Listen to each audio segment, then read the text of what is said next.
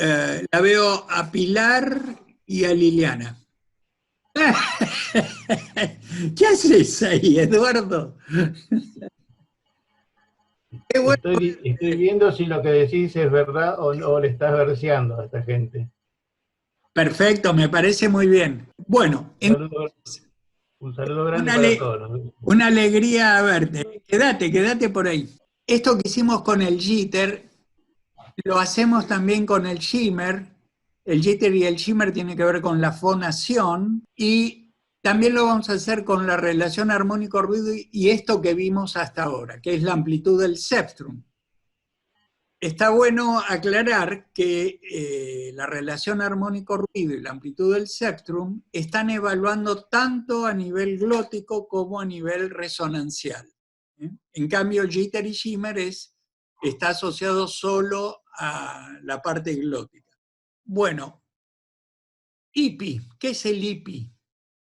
I quiere decir índice de perturbación. ¿Y por qué integrado?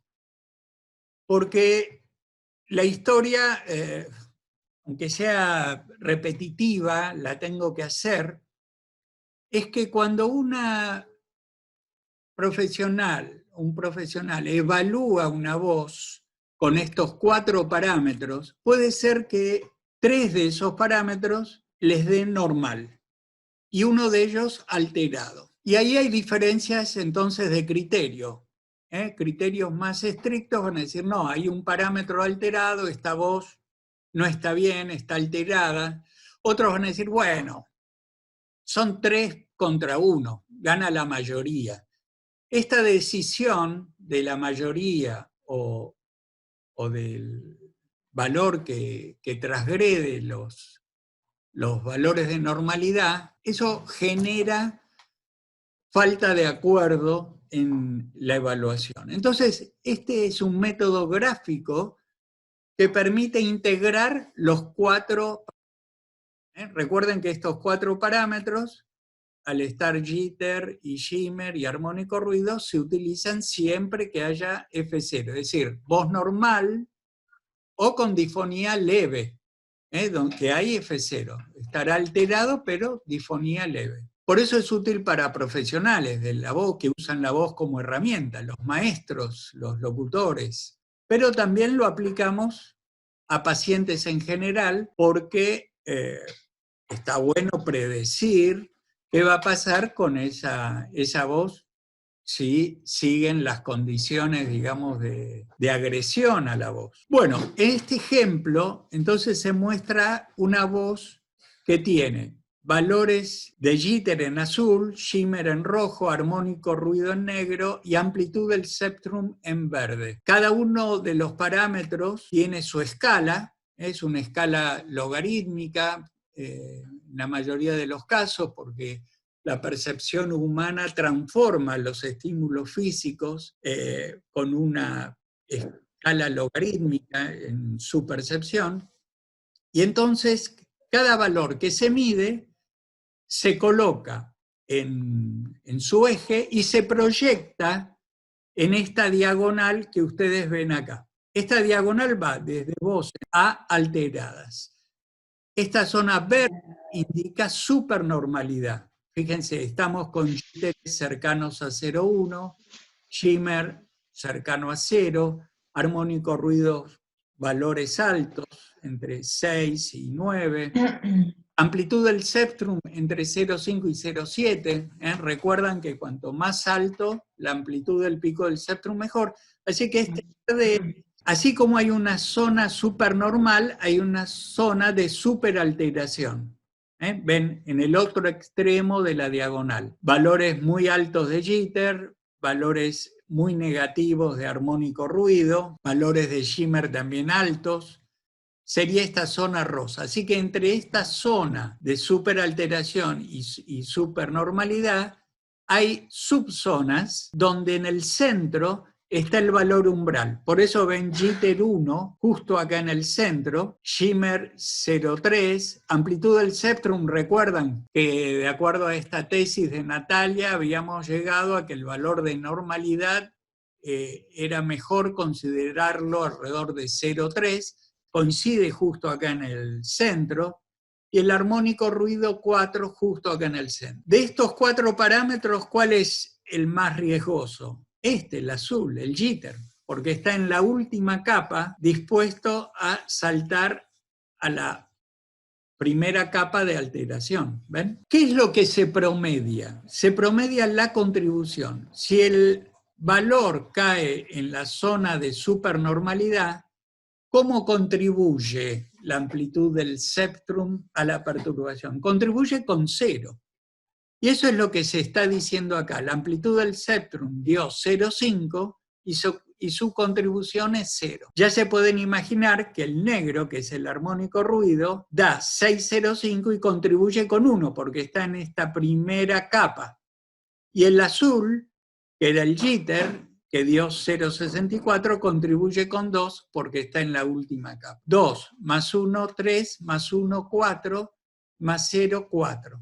Dividido 4 da el 1 que ustedes están viendo ahí, que es el promedio de las contribuciones de los parámetros. ¿Se entiende? No estoy promediando jitter en porcentaje, shimmer, porcentaje, armónico ruido, no estoy promediando los valores directamente, sino que el método geométrico me permite promediar la contribución. Vamos a ver acá otros ejemplos. Acá hay otros ejemplos que tenía viejos, en donde todavía está el 0,2 de valor de normalidad, pero no le den bolilla a eso. Sí al concepto de que los cuatro están en la zona normal.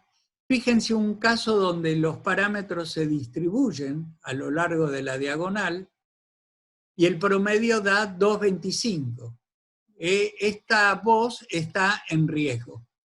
Y esta otra voz, que tiene 3 parámetros en la zona de alteración y 1 en la última capa de acá, de la zona de normalidad, da 3,50 el promedio. O sea, esa voz podemos decir que está en alteración, de acuerdo a los índices objetivos. Bueno, entonces, una forma de utilizar la amplitud del spectrum es integrarlo en esta evaluación geométrica donde los valores de normalidad van a ser 0,3 o más.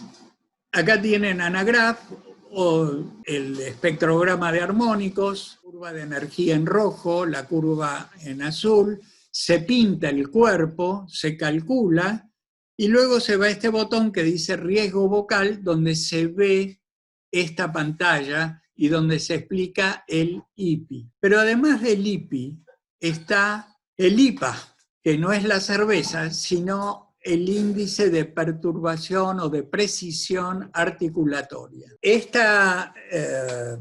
Acá está la familia. Acá lo que vemos es la articulación de la vocal A. Formante 1 versus formante 2. Cuanto más exacta y estable es la articulación, la precisión va a dar un valor mayor, va a dar un valor alto. Y eso está indicado con estos puntitos rojos, bordeados de negro, en la elipse del triángulo vocálico correspondiente a la vocal A. Es decir, todos esos puntitos son de la vocal A.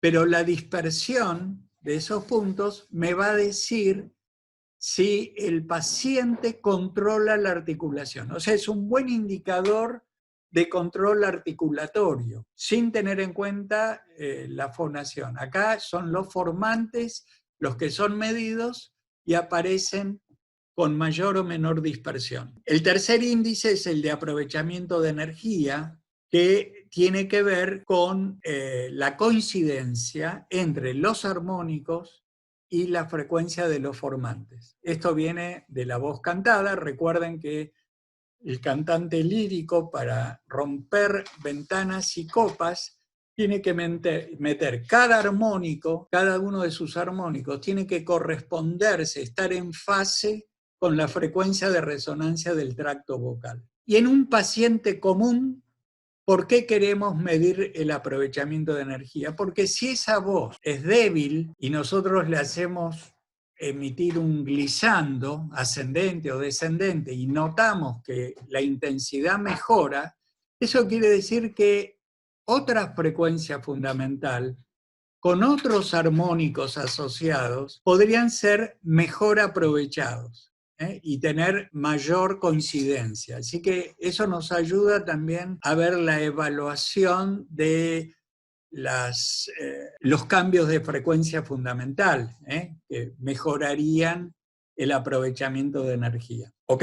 3 índices, entonces. El de perturbación con los 4 parámetros, el de precisión articulatoria y el de aprovechamiento de energía. Como ven, esos valores del índice de perturbación se obtienen con el botón Cal, pero si no hay F0, vamos a usar el Cepstrum solito por separado o Lyapunov solito por separado, porque si no, el programa me va a decir que no puede calcularlo, si no hay F0. Bueno, a ver con qué sigo, no me acuerdo. Luego viene el Cepstrum suavizado, porque este Cepstrum que vimos hasta ahora lo aplicamos a vocales, en principio, para poder combinarlo con el jitter, shimmer, pero también puedo evaluar la calidad de la voz en un habla espontánea.